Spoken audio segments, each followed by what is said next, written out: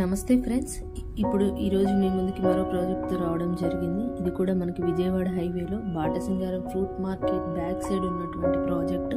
మీరు చూడొచ్చు, ఇప్పుడు మనం వెళ్తుంది 40 feet BT road already complete అయింది. మనకి రెండు వైపులా కూడా 40 ఫీట్ రోడ్స్ అయితే అప్రోచ్ రోడ్స్ ఉన్నాయి. అదేవిధంగా 150 ఫీట్ రోడ్ ప్రపోజ్డ్ 150 రోడ్ కూడా ఉంది.